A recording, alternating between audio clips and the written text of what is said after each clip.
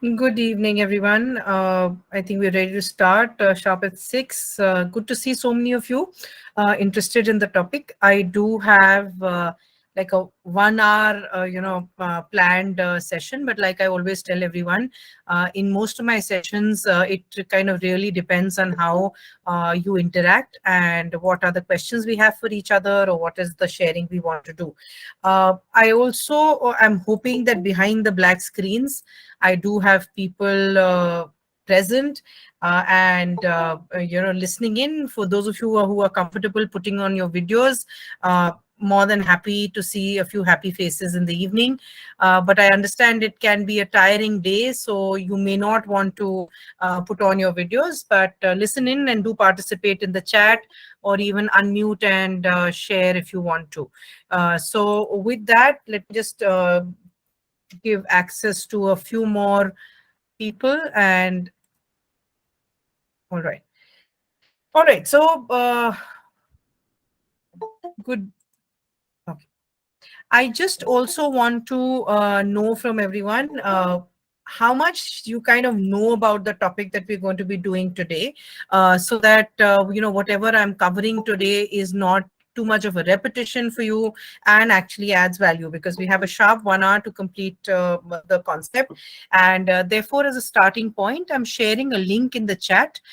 This link is of a Padlet. So those of you who've not used a Padlet before, just give me 1 second to share the link. And then I'll also share my screen and I'll tell you how you can use the Padlet. So it's a simple link which will appear in your chat box. And if you've just joined in, then I'll place it back again. Just give me 1 second to admit everyone in. Okay, so placing the Padlet link back in the chat. Okay, and if you haven't used, no problem. Exactly why I kind of want to know what is it that we've heard, or what is it that we kind of. Okay, you do know what workshop we are attending, right? Everyone is aware of the topic. Can someone tell me what topic we are attending? Okay. Good evening, Garima Miss. So we do know what topic we are attending. I've just placed a link in the chat, and I'm going to keep placing it till we have people coming in. All I want you to do is, and let me just share screen, and I'll tell you how the Padlet works. So when you open the link, you will be taken to a screen like this. There is a plus button which you will see on the right hand corner. So you click on it and say, I'm writing for myself. So in the subject, put down Vasundhara. And we're going to be doing project-based learning today. So I want you to just tell me what about project-based learning, or if you don't know about project-based learning, then just talk about projects or learning, whatever you know, or whatever you can think of when you think of project-based learning or the topic today. Okay. So with your name, I just need the inputs to come in, preferably. So learning by doing is what people are saying. Topic-wise, different work is done. All right. Okay, so I'm going to stop sharing so that you don't get influenced by what other people are saying. I'll give you a minute, and if you can, put down whatever comes to your mind when you think of the topic. And I'm going to be talking about project-based learning today. So whatever comes to your mind when you hear project-based learning, or if you use project-based learning, then what do you think you want to define it as? So everyone take a minute, and if you've just joined in, I will place in the Padlet link again. So click on the Padlet link and just tell me what according to you is project-based learning, or anything that you know about project-based learning. Okay. So the link is in the chat for those of you who are just coming in. In the link, Pooja ma'am, please. And if some of you cannot access the link, no problem, then give it in the chat. Okay. Good evening, Nidhi ma'am. All right. So if some of you cannot access the link because you may have joined in late or it's not opening out for you, I'm equally happy if you put it down on the chat.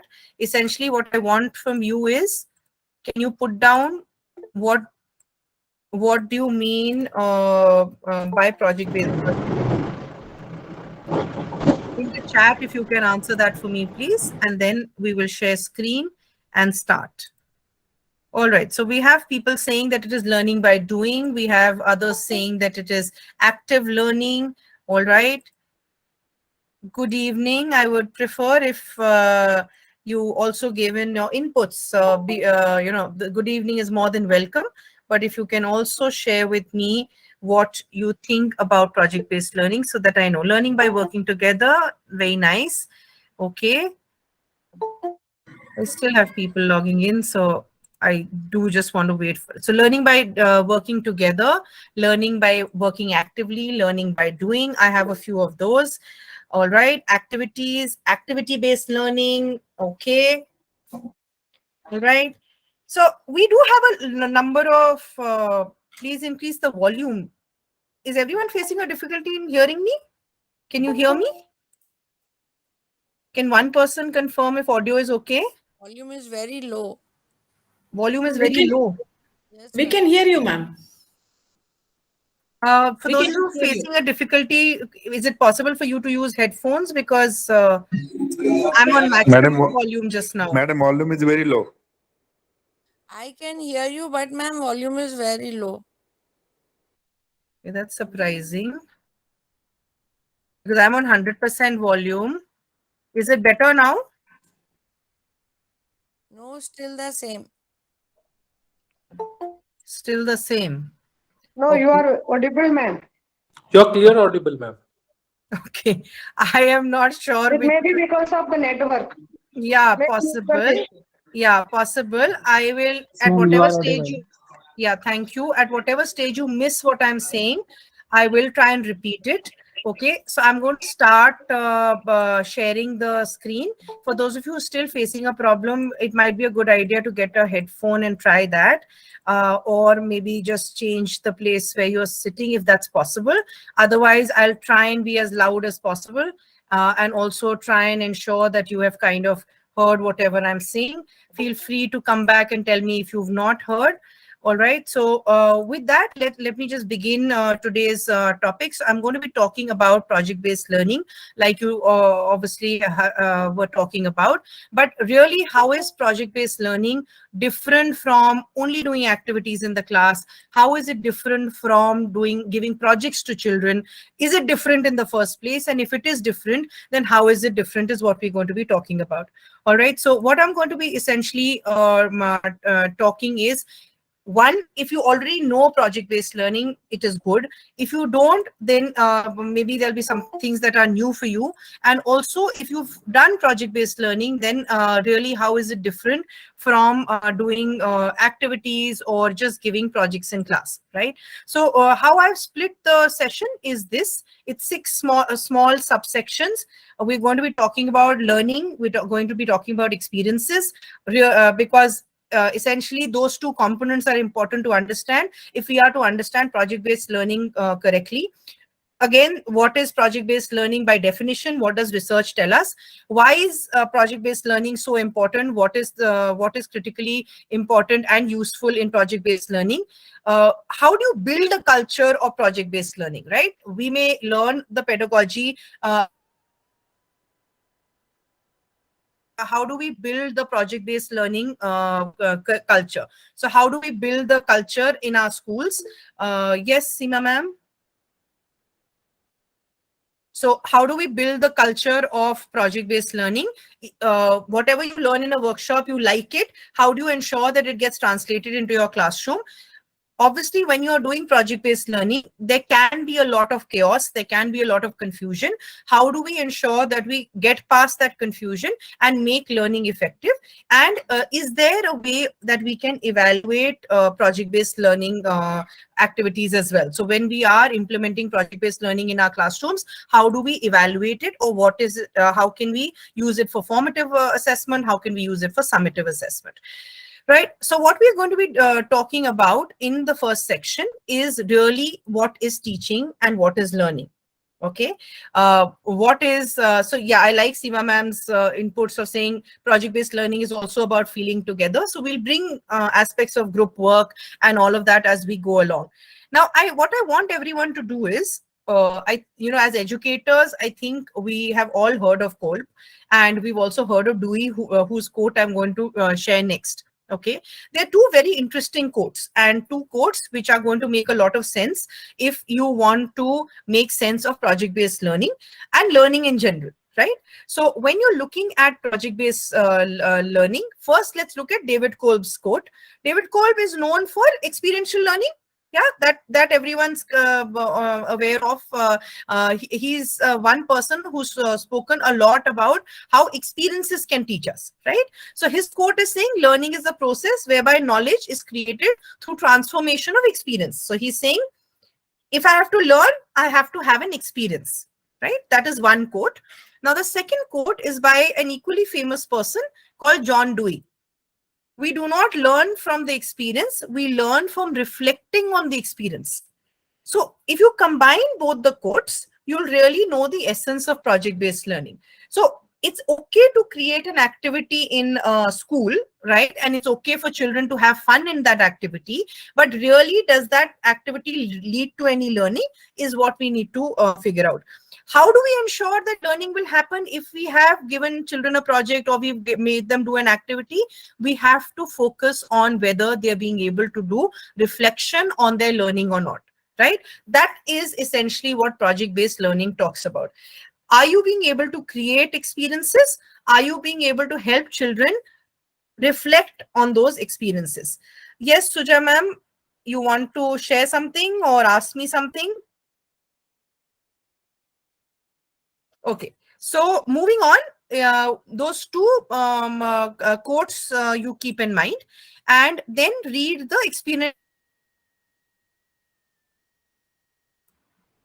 There's someone who's muting me continuously. So, all right. So now you look at the experiential learning definition. When you're looking at the experiential learning definition, can I just request you to read it and share whatever your understanding is when you read that definition? So I'll read it out for everyone. Experiential learning is a philosophy and methodology in which educators purposefully engage with students in direct experience and focused reflection in order to increase knowledge, develop skills, and clarify values. Can anyone explain this definition to me? Or can you try and explain this definition to me? I'm okay if you unmute and share, or if you want to put anything down in chat. Anyone who wants to try and explain this definition, can you just unmute and share, please?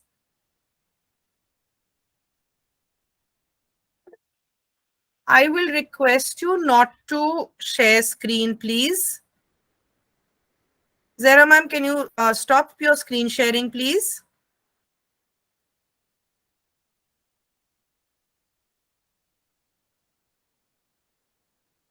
Zara ma'am, are you there? Okay, I'm going to request everyone to pin my screen because obviously Zara ma'am is not responding. So if you want to see my presentation, can you just pin the presentation, please? And you should be able to see it. Yes. Yes. I'm not able to see your screen. Your screen is not visible right now. Because there is someone who shared their screen. So you just swipe and you will be able to see my screen. Just pin it, right? Because Zara ma'am, are you there? There's someone who's shared their screen. So my screen has gone off focus. Ma'am, I would like to explain the meaning of experience. Yes, Rachna ma'am, please. It's actually a process in which we are engaging children in a very constructive manner. Okay. So that they gain experience of whatever they are learning, and this experiential learning, whatever activity we do or whatever transaction we do with the children, is the LOs are very clearly defined in the experiential learning from our side in order to match the learning outcomes as well.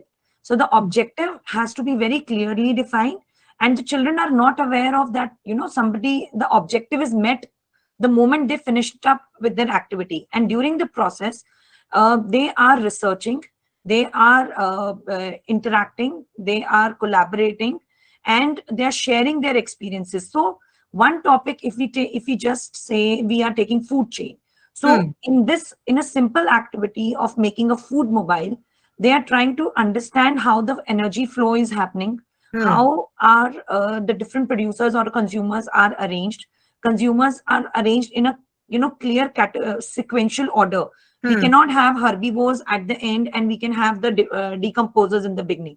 So all these, the entire process becomes very important, which increase their knowledge, and they develop their skills, their doubts get clarified, and they are able to assess the information and rectify it themselves.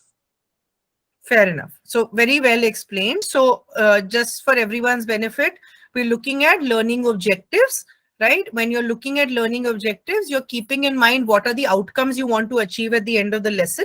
You're trying to create a real world scenario for the child, or as close to a real world scenario for the child, and ensuring that the child gains from that experience. Like Rachna ma'am rightly said, eventually it is not separate from your teaching, right?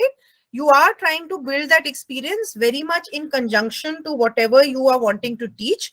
But because the children are doing it themselves, because the children are reflecting upon what they're doing, if they make a mistake, if I were to just take her example, if they were to make a mistake in the order in which they put a particular sequence or whatever, they'll reflect and learn as to what error they made, right? So that is what experiential learning is about. Now, within that umbrella of experiential learning, one of the ways in which you can create experiences is project-based learning. Okay, so experiential learning is the big umbrella. In that big umbrella, one of the most common people, or the most popular people who spoke about experiential learning, and thank you so much, Rachna ma'am, for that explanation. One of the most popular people who spoke about experiential learning was David Cole. Right.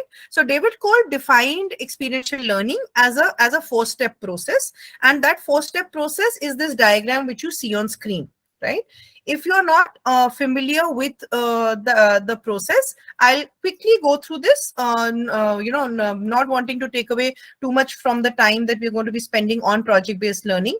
But because they are so related to each other, and in fact, if you understand this step, you will find it much easier to implement a project in class. Let's start with the first step right on top, which is concrete experience.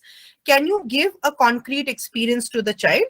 That after the experience, say there's a demonstration in class, or there's a visit that the child has made, or any other form of concrete experience that you've done in class, this food chain activity that Rachna ma'am was mentioning, whatever that they have done, they've done it physically, and they've done it actually, not just read about it or not just seen a picture about it, right? So that is a concrete experience. They have a feeling related to it. They are able to take in a lot of information, but that information is incomplete unless they are able to do reflective practice, which is the second step. Can they reflect on what they've learned? How is it related to previous things that they've learned? Well, how is it related to the world? How is it related to things they see around them? And therefore, can there be a reflection on that? Based on that reflection, they come up with abstract concept. So they in their head will understand that, okay, this is what is trying to be explained using this concept, and then they try and apply it in various ways, so that cycle keeps continuing. Right? So you keep moving from a concrete experience to a reflection, from a reflection to conceptualization, and then constantly being able to apply it. So irrespective of in different contexts, the child will be able to apply it because the concept has been ingrained in them. Right? So, but the question is, does it always have to start with a concrete experience?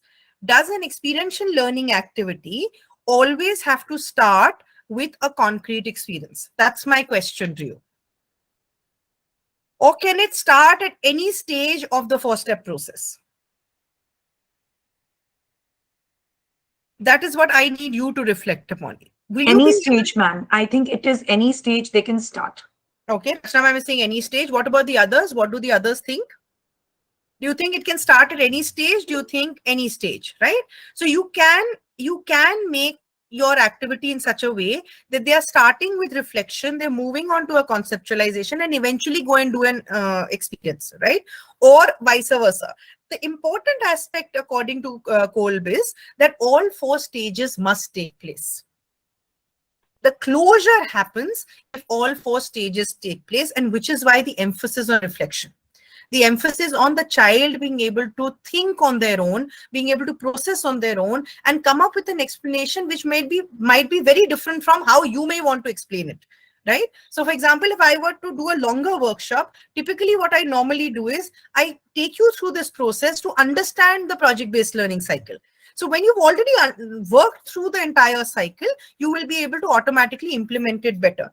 And very often, even though multiple times I might have done it, there is some teacher in the workshop who will come up with something very unique, and the others will also appreciate and learn from it, right? So, Pratima, you want to say something?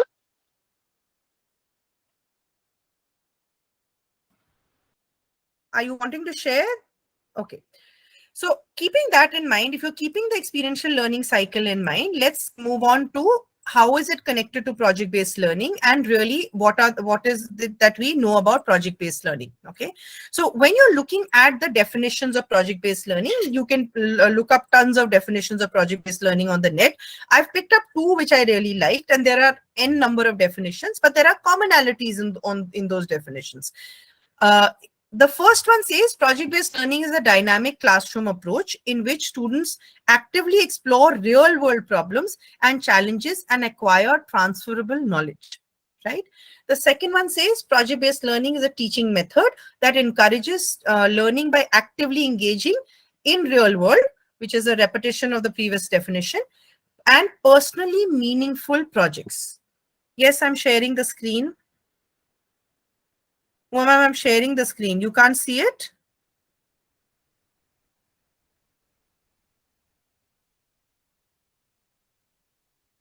Sorry. Can you see the screen? Sorry, no, ma'am. Now you can see? Yes, ma'am. Now I can see that. All right. Okay. All right.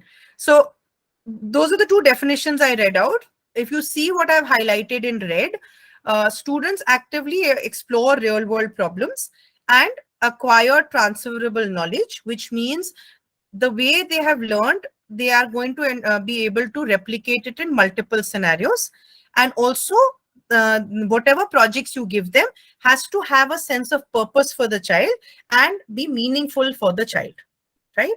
So you may think a particular project is very important and very interesting and all of that, but the way you design it has to make sense to children, and they should be able to use it in multiple contexts. That is what project-based learning is telling you to do. Real world experiences, students should be able to explore, they should be able to transfer their knowledge, and the projects that you are giving them should have a sense of purpose for them. Is that good with everyone?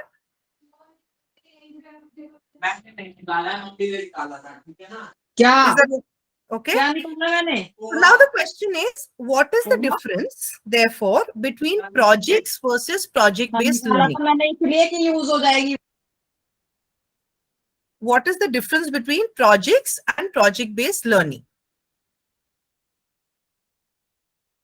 The answer lies in those two pictures. Okay, one of them is like a dessert, and one of them is like a main course. Now the question is, which is which and why? So if you're giving projects to children, is it the same as project-based learning? If so, why? If not, why? Right? And if you're not, if you are also being able to identify, is project-based learning like a dessert, or is project-based learning like a main course, and vice versa? Do any of you have any thoughts on that? PBL is always related to real world problems. I agree. So which one is which? Is dessert project, or is project-based learning main course? Which one is which?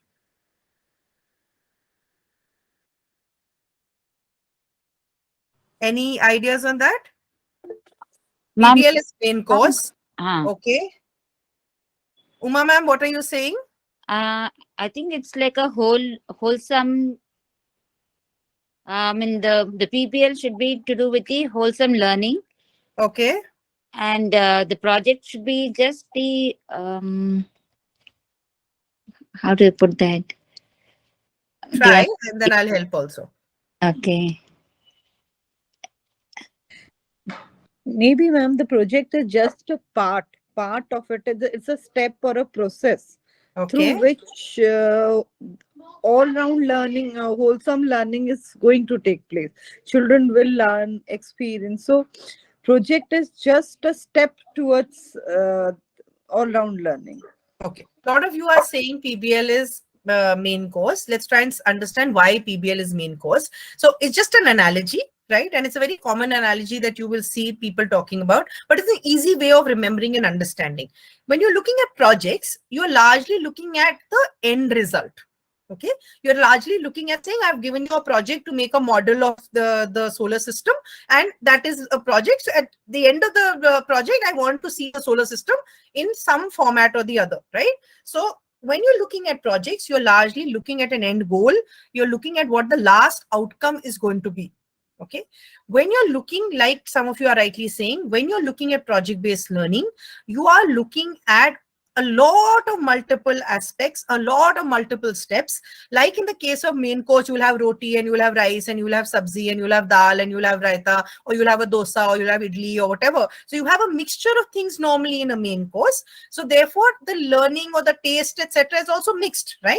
In project-based learning also, through those multiple steps, right from the time that the child starts thinking about the project to the time that the child eventually executes the project and eventually presents the project, learnings and reflections, etc., at all stages the child is learning. So it is a much longer process of learning than purely projects. Also, it is a more complex process and therefore leads to more transferable learning. Typically, when I'm giving just a project, yes, the child will learn how to maybe implement a model, make a model, or do something which has an end goal. In project-based learning, the end goal can be fairly open.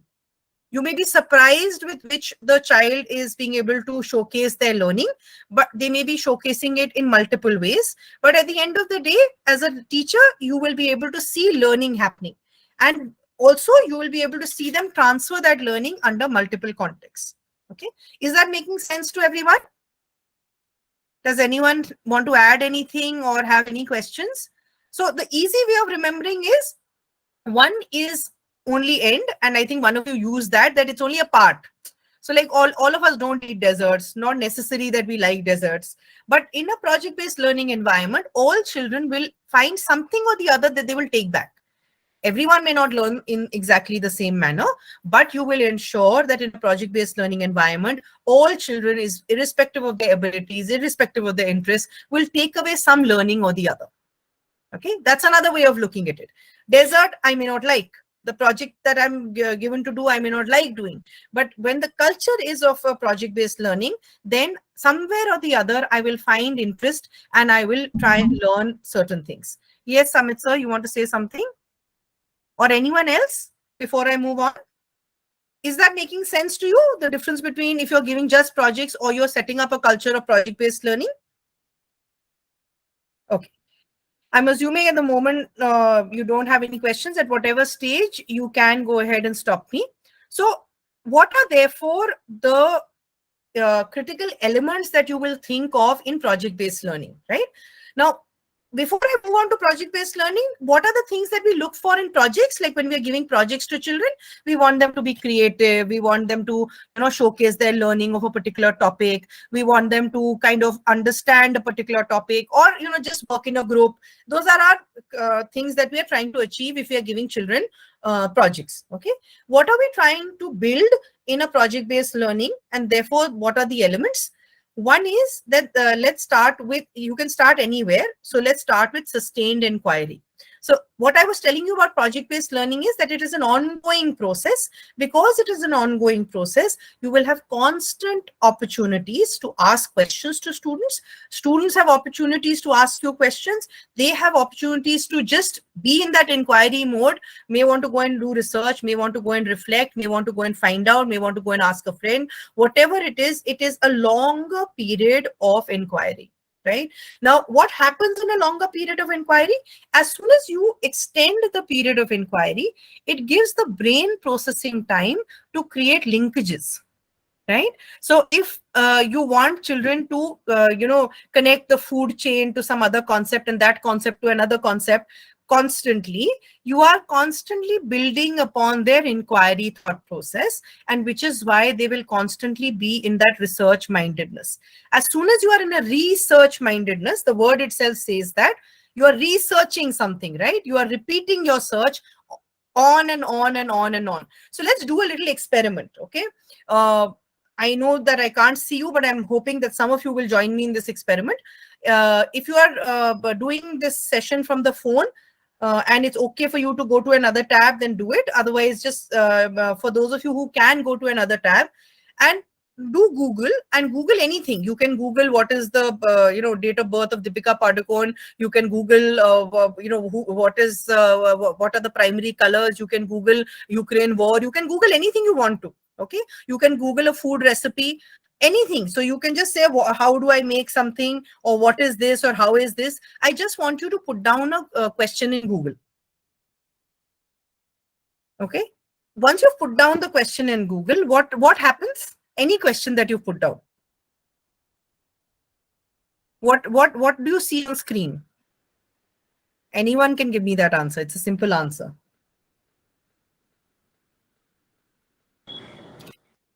There are n number of there's n number of information actually. N number of websites and information that will come up. Then you will scroll, right? So scroll down and open any one website. Whatever you feel is the closest to the explanation, depending on what question you asked.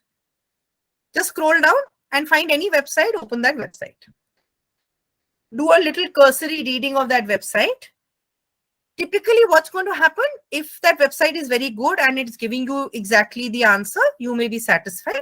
Otherwise, you may say, oh, okay, it's telling me this much. I want to go to another website, another website, another website, right? That's typically what you will do. How does that help you? Your inquiry process continues over a period of time. The longer you are searching versus depending only on the first website, you will always find better information, or consistent information, or information that you will be able to reflect upon, right? So the longer you research, the longer you keep Googling on that particular topic, you'll go deeper and deeper and deeper in your understanding. That is exactly what happens in PBL. Sustained inquiry. It's not one time. It's not a short duration. It's a longer duration, right? Authenticity. What does authenticity mean? Authenticity in English, yes, means true and all of that.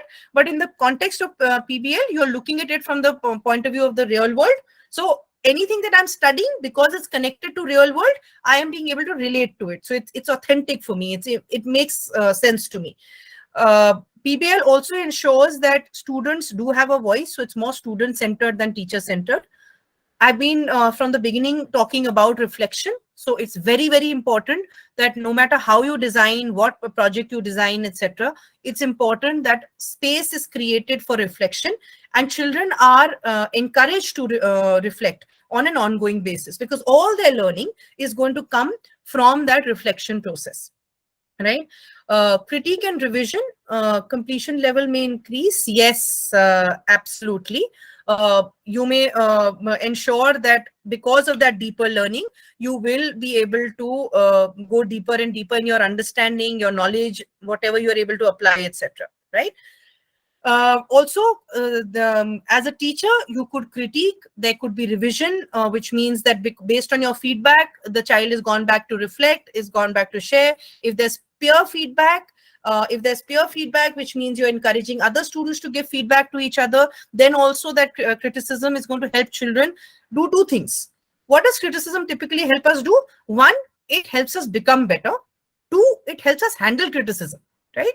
So children typically in their protected environments have never been used to criticism. We have not criticized them when they are much younger. Their parents don't criticize. Everyone's, protecting them. Over a period of time, as you become older and as you start working, I think one of the biggest skills that we all need to learn is how to take feedback, right? The feedback could be positive. The feedback could be negative. Both ways, how do I respond to that feedback? And that is something that PBL is catered in, the structure itself is catered to do, because you will be building in feedback mechanisms which are driven by you, and feedback mechanisms which can be driven by peers, so the students themselves, etc. Absolutely. I agree with you. So again, are you the question itself cannot be, or the problem itself or the project itself cannot be an easy solution. It has to push boundaries. It has to push the child a little bit to find out more, to inquire more. You cannot be giving ready-made answers. You cannot be giving a ready-made process to the child if they are doing project-based learning and that is what you're wanting to implement, right? Now the last one there, which you may have wondered I've skipped, is public product. What does public product mean? What does public product mean? Can anyone try and understand that? And can you connect it to projects? So projects are very personal products, right? Yes, Seema ma'am or anyone else who's raised their hand. Anyone who wants to share? Why are we calling the project-based learning approach a public product? Anyone who wants to try? Either on chat or otherwise. You can unmute and answer.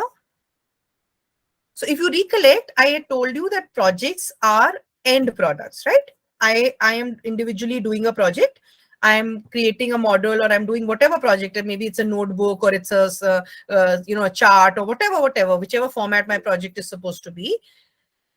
Yes, the project is useful for society, and in the context of children, those 4-5 children and the entire class who's listening to that experience, who's listening to the project being shared, etc., all learn from it, right? So it is a product which is not only teaching the individual child, it is not teaching only that group, it is teaching a much larger audience, because everyone's learning from that reflection process. Right? When I am doing that reflection process and I'm doing it for the class, everyone learns from it. Whatever feedback is coming, everyone's learning from that process, right? So is that okay? Is everyone okay with what is project-based learning? Are we fine in terms of its definition? Anything that you want to add or share? If you are okay with that definition and you understand that definition, why is project-based learning so important? And especially in the current context, why is project-based learning so important?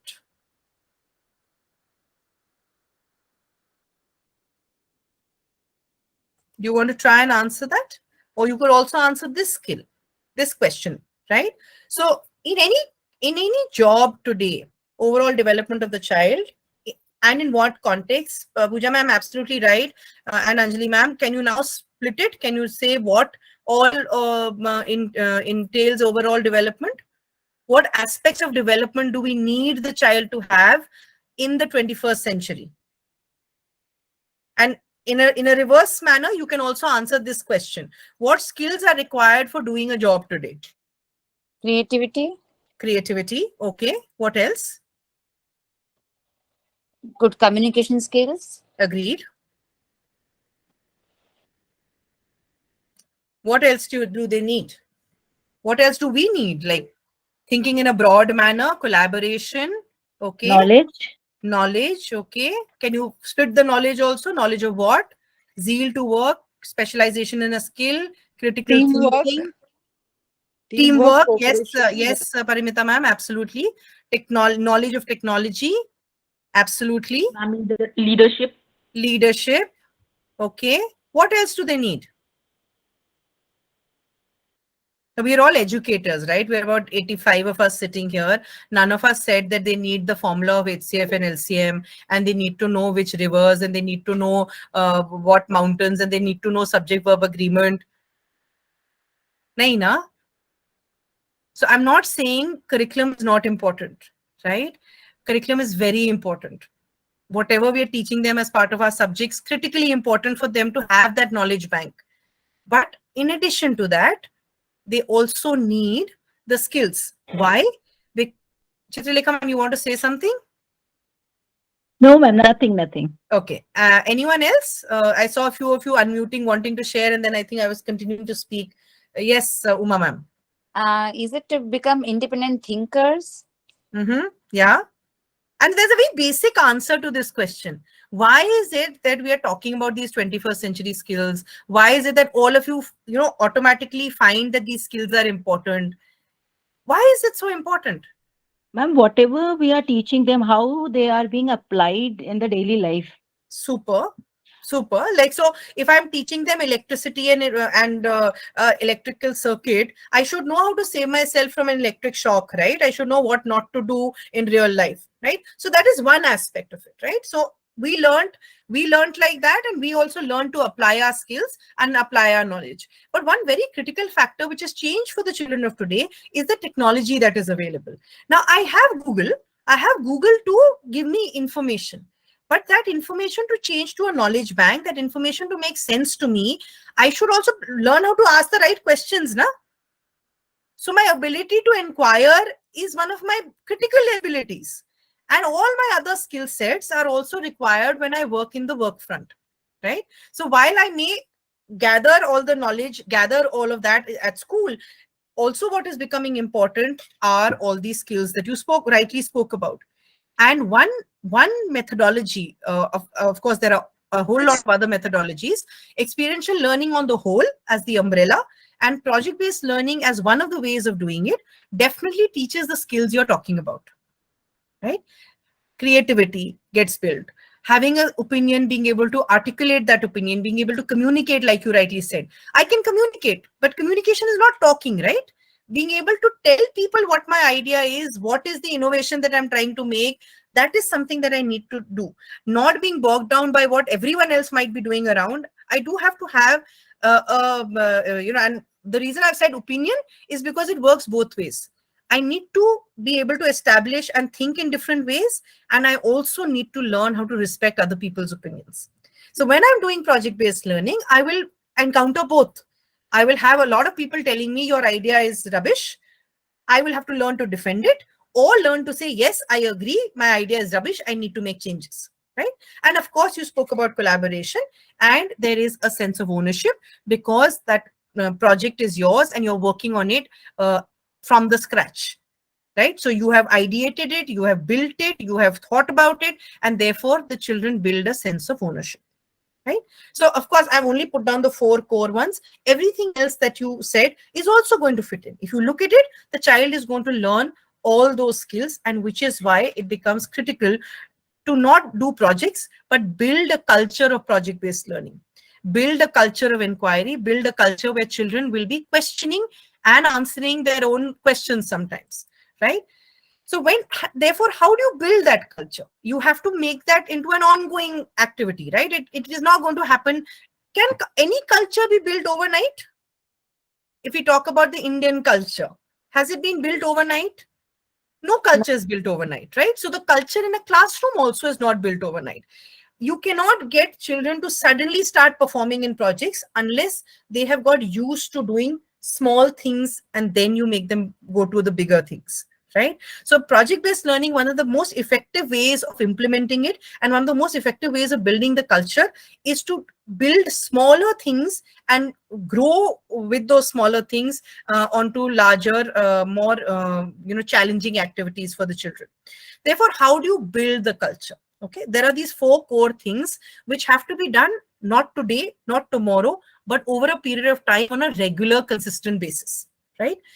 One is, you need to have so you can't start implementing project-based learning on day 1 of you stepping in term 1 as a new teacher in the class. Okay, that's a given. Okay, you will not have a sense of purpose. You will not know what's going to excite the children. You will not know how to control the class, no matter how talented and experienced a teacher you are. Right? The way to manage a project-based learning is to be able to understand your children fully, and therefore do not try to implement it on day 1. But what you do try and implement is, how are they engaging with each other? Am I providing enough opportunities for them to do group work? Am I providing enough opportunities for them to appreciate each other, for them to do peer review, etc.? How open are they with me? Are they able to share their experiences over a period of time through the various smaller activities that I have done, right? Can I build that relationship among my students and with my students? Whatever norms that are to be set in the classroom, I'm sure a lot of you are doing that, but just, because it is an important critical aspect of building the culture. Children must be aware of the norms and also contribute in creating those norms. So if you want a particular work done in a particular way, they should be able to make suggestions to you, and they should be able to contribute to that norm building process, right? The third and the fourth are the most important aspects. The third and the fourth is practicing protocols and routines. And the fourth is designing a physical classroom conducive environment for project-based learning, right? So what is practice protocols and routines? Can anyone give me examples for practice protocols and routines? What could it be? What am I telling you to do when I'm saying that practice protocols and routines on a regular basis to ensure that you're building a project-based learning culture? Anyone wants to give it a try? Anything that comes to your mind? Or even designing the physical environment. What comes to your mind?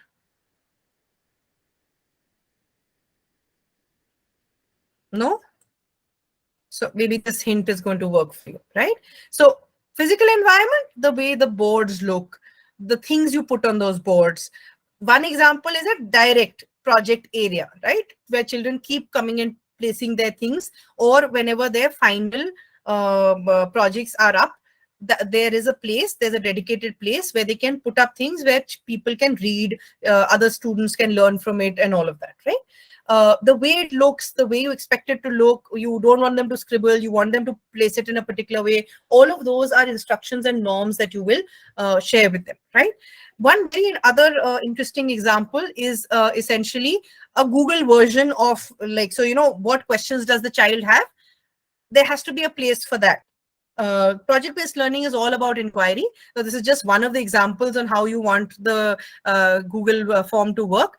You can have not the form, but the Google experience to work. You can make it happen in various ways. You can have, yes, an analysis-based project works well. You can also have the Google form circulated amongst your students as to what questions they have from you. You can also ensure that there is a chart on the board itself where children can scribble their questions. So as and when you get to answer them, you get to answer them. You can circulate a Word document. You can find various ways, but there has to be, if you have a LMS platform of your own in school, then you can use the chat, you can use the personal chat, you can use multiple places, but what needs to be created is a place where they can ask questions. They can ask questions about the process. They can ask questions about their topic. Those are the norms that you will set. That what are the questions you, what are the kind of questions you can ask, and you can also have an open arena where it says any type of questions are possible. So let them ask you what comes to their mind. Maybe it is what they consider sometimes a very silly question, so they don't get encouraged enough to ask. But those silly questions are going to clarify a lot of their doubts. Right? So the physical environment, therefore, can look in multiple ways. Protocols and routines are how you are communicating with them on an ongoing basis. Yes, Smriti ma'am. Yes, Smriti ma'am. Okay. Okay. So By mistake. if you're okay, yeah, because, you know, every time you put on, it echoes for some reason. Okay, no problem. If you want to say something, do say something, but otherwise you can keep the audio on mute. So I've just put down 3 examples here. One is the example of a gallery walk. A gallery walk is a very good, you know, research-based process. Typically, if you want to build a project-based learning culture, having regular gallery walks is a good idea. So what happens in a gallery walk is that no one's supposing you're getting children to make posters, they are not going to go and explain the posters. The posters have to be made in such a way that when people walk through the gallery, they are able to understand and get ideas from what the posters are conveying to them. Having regular gallery walks improves communication skills in children. They slowly start getting the feedback saying their posters are not making sense and no one is understanding their posters. And over a period of time, they start communicating better, thinking in a more logical manner, etc. So having any format, whether you have a physical gallery walk or a soft copy gallery walk, or, you know, any mode like that, is going to help them get into the project-based learning culture better. How many of you have used the KWL chart? And how many of you know of the KWL HAQ chart? Have you used so Rachna ma'am has used the KWL chart. Have you also used the extended version, Rachna ma'am? No, ma'am. I have just used the KWL chart like that only. I use it in the beginning of the session. Children fill it up the K and the W column.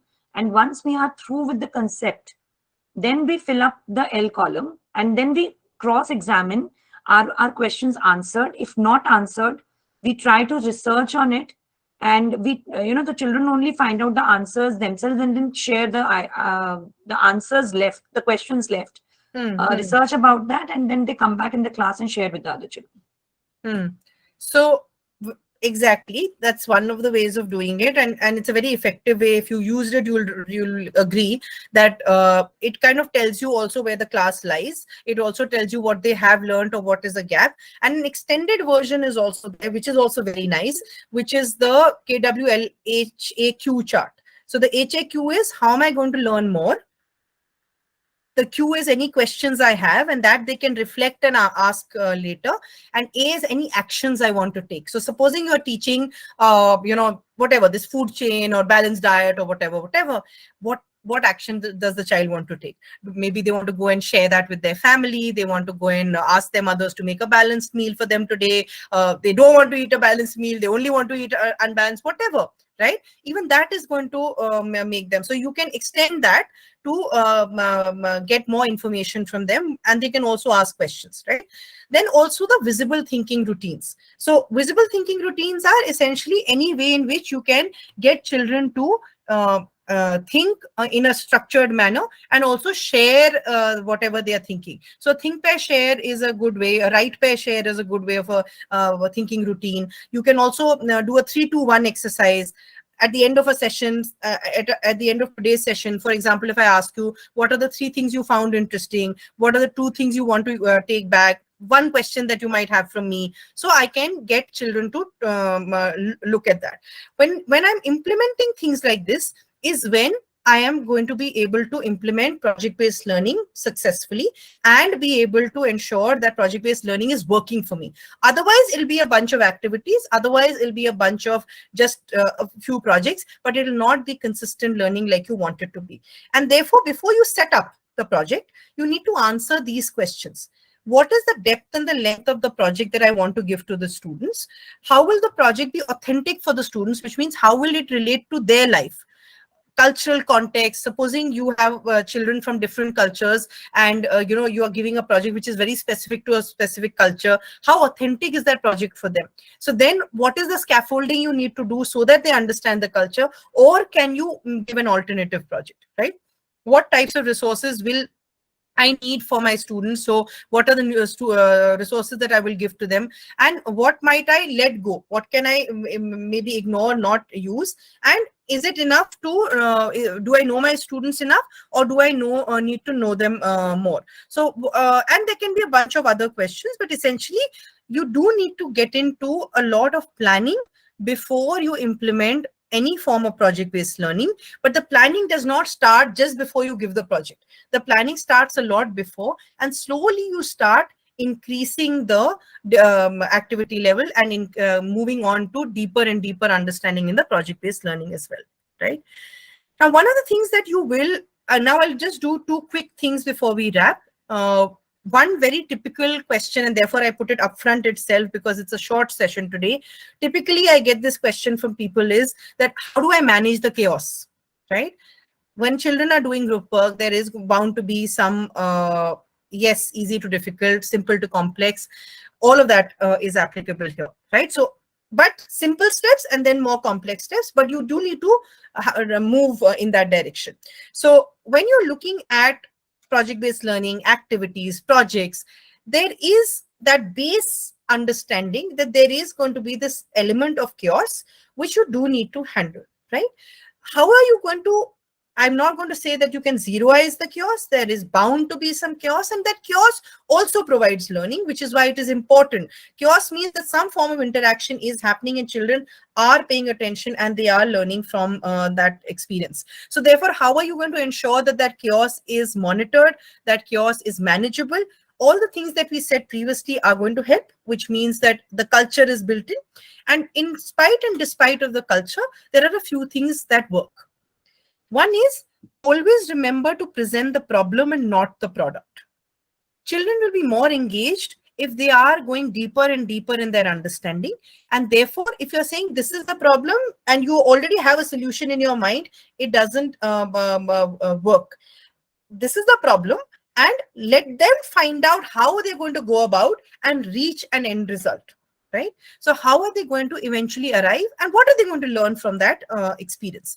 In the problem-based learning approach, the end result is not the matter, the journey is the matter. So if you have to manage the chaos in your head also, you have to ensure that you believe that let me figure out how every step works smoothly rather than figuring out what the end goal is going to be, right? Clearer instructions will always help. That is an obvious. But what will always help also is if you give the children what the expectation is, not in terms of the end goal, but expectation in terms of how the overall presentation and the journey has to go forth. So a rubric is going to help. How many times do you want to meet the children? What feedback has come from there? Have they improved after every feedback? All of those are the kind of things that you will look at more keenly rather than what is the eventual learning outcome only.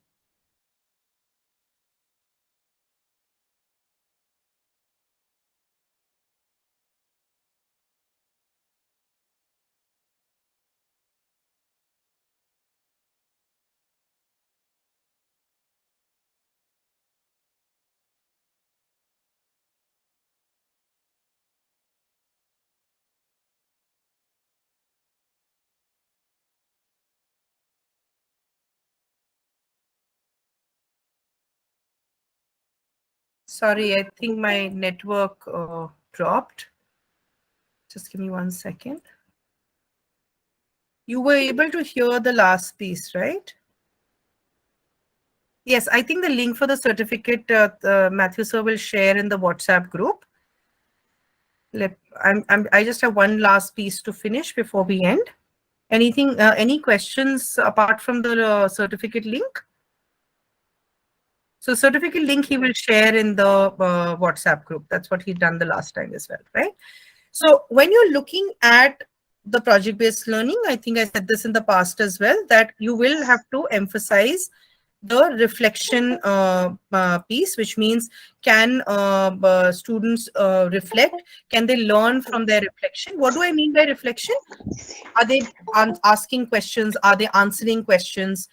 Whichever way you want them to reflect, they can do oral reflection, they can share and reflect, right? Okay, can we just wait for a couple of more minutes? We're still not at 7 o'clock. I will solve all these certificate issues as well as soon as I'm done. 1 or 2 minutes more, teachers, if I can request you for your patience. Yeah. And I will figure out which WhatsApp groups you are not passed on. So you can leave your numbers and email IDs, etc., and can have the certificates organized. Yeah. So 1 or 2 last, Santosh sir, 1 or 2 minutes, if I may ask everyone to wait for the link. Just now, I'm sure it has not been shared. After I finish the workshop, Matthew sir will definitely share the link with all of you, right? So what is also, I wish we would also find this as interesting as the certificates, but yes, I know the reality is that we need certificates. And I will ensure that you will get your certificates. I will tell Matthew sir that. Okay, so I'm sure I have a recording of this session. So whoever has attended, you are not on any of the AIEF WhatsApp groups, is it? If not, then just leave your email ID here. I will tell sir and we will ensure that you get your certificates, right? So one last thing, if I can just complete, please. Can I complete with everyone's permission? Or am I good to stop here? Ma'am, please go ahead. Yes. I will just... Teachers, kindly wait. Yes, it'll be nice because if people are wanting to listen, then it's, popping up of email IDs. I have promised that all of you will get your certificates. You will get your certificates, right? So one last thing, which is that you can take a screenshot of this. This was just one of the examples if you want to apply maths and project-based learning. But what I wanted to also end with is how should you evaluate project-based learning.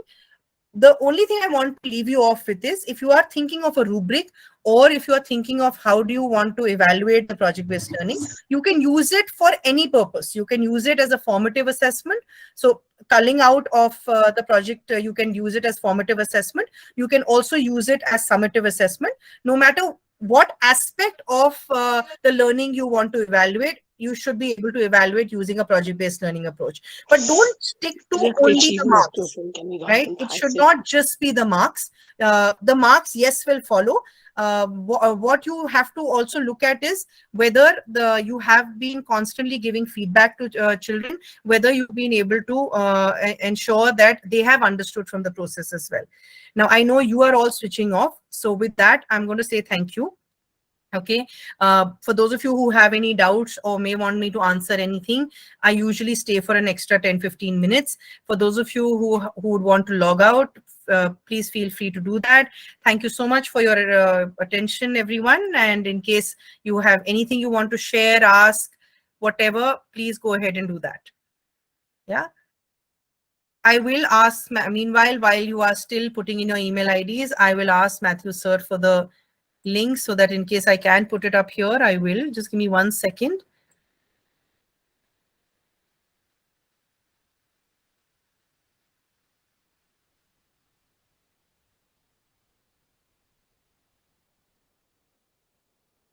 Any doubts from anyone, or anyone who wants to say anything? Good evening, ma'am. Yes. Ma'am, I'm still confused about how this project-based method is different from problem-solving method. Ma'am, problem-solving method is related to a given problem, when you have a hypothesis on how you want to solve the problem. So both are PBL. Okay. So when you are looking at a problem-based learning approach, you are giving a child a closed-ended problem, and the child is going about a scientific process, which is doing research, calculating, and doing all of that, and arriving at a solution and presenting that solution. Okay. So typically a problem-based learning approach will, so even a word problem is a problem-based learning approach, right? In the lower classes, the problem is the word problem. In the higher grades, you can give a scientific practical problem. You can give all of that. All of that is will still have an end closure result. The problem is given, the method to solve the problem is also given in a problem-based learning approach. In a project-based learning approach, you will only give the problem. So you will say, for example, that the level of pollution in Delhi has really increased. Okay, that is the project. Now, some children may want to go and talk to the transport authorities and write a letter to the transport authorities and make some suggestion. Some children may say that we are going to come up with a way in which most cars will change to CNG. So you are not telling them the steps. You are not telling them the process. You are telling them that this is a problem that that you need to solve. Now, how you solve that? You use all the knowledge that you have by virtue of everything that you have learned, and solve it. So that is why it is related to real world. A problem need not be directly related to real world. I hope that answers your question. Yes, ma'am. Thank you so much. So your problem-based learning, if you are aware of it, has those typical 6 steps. Right, has those 6 steps. You listen to the problem, you draw up a hypothesis, you calculate your results or collect your data, you look for alternate solutions, you find out what solution is the best, and you choose one solution. Right? In the project, it need not be the one best solution. It could be everyone coming up with different solutions, and they are learning from that process. That then after that also you can link it up to the problem and give it to them as a problem to solve. That's also a possibility. Yeah. Someone asked me how much time we should give for a PBL. Typically, too short doesn't work. And stretching it also means that children can go on and on forever.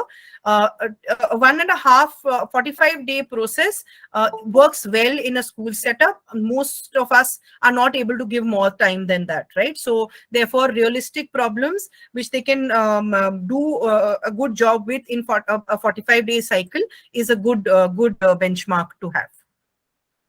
Yeah. I don't know who asked me that question, but that.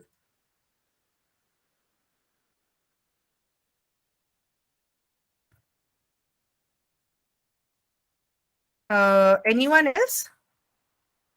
Is any other questions?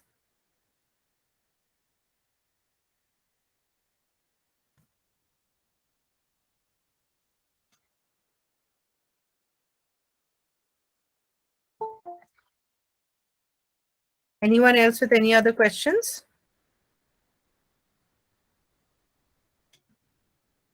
Okay. Now I think the only question that remains is certificates. I'm just asking Matthew, sir.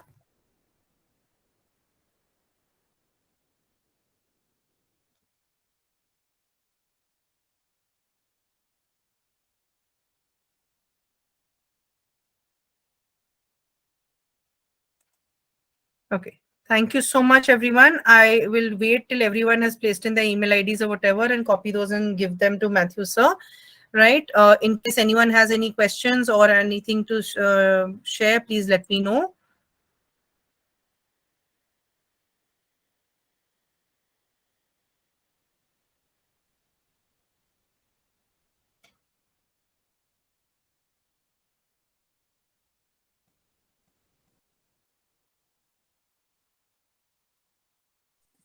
Good evening, ma'am. Yes, sir. Any feedback form is there?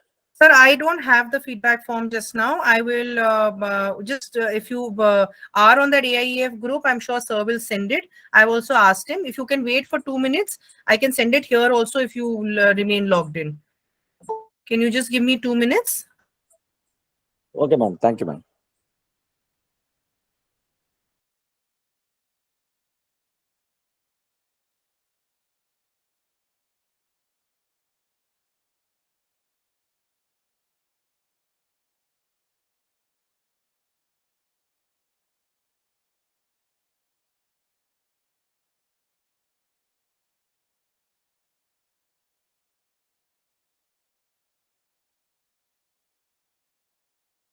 I'm just talking to Matthew, sir, and I'll let you know. Huh?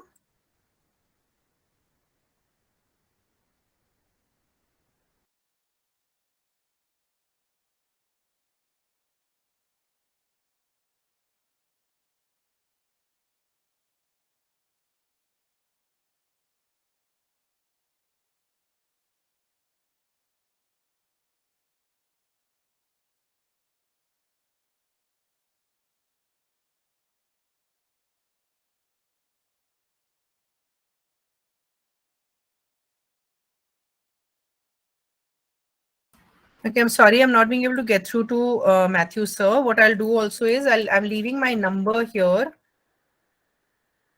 In case you don't get the certificate link or the feedback form from sir, sir has sent a message saying he'll send it in some time. He's also in a session, I think.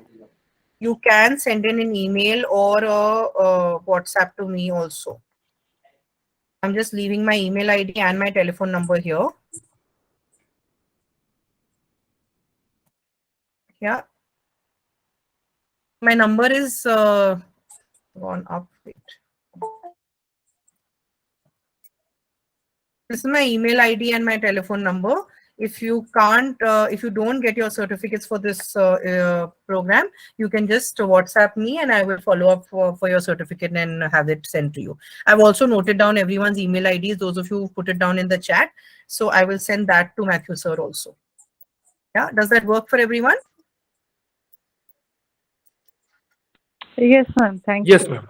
Okay, so either ways, you can WhatsApp, you can email me in case you don't get it, but I think you should get it in some time. Tuesdays, Matthew sir also has a session, so maybe that's why you know the link has not come in the group. In a little while, it should come. Yeah. All right. Thank you so much, ma'am. much. Thank you, everyone. Bye bye. Thank you, ma'am. Bye, ma'am. And I'm there till you all have put in your email IDs or whatever that you want to put in. And in case anyone else has any questions. We have received the link, ma'am. All right, Sagar sir. Thank you so much. Can you also place it here so that those of you who not can kind of... Yeah, I can. 1 minute. Yeah, that'll be great. Because I think some surprising, but some of you said that you were not on the AIF groups or whatever. So, Yes, ma'am. I also received the link. okay, Thank you great. so much, ma'am. Yes, okay. Thank you.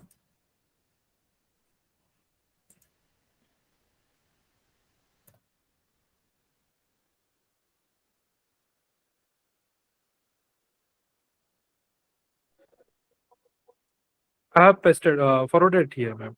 Thank you.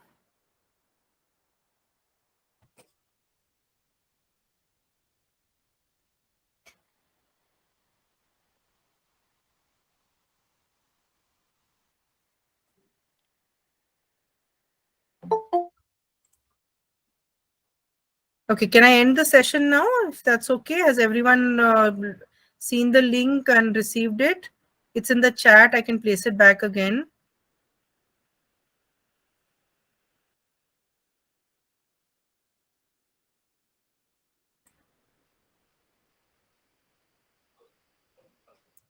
Thank you, Sagar sir.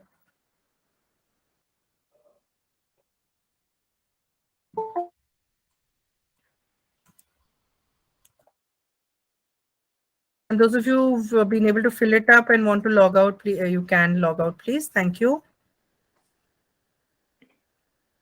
Shona?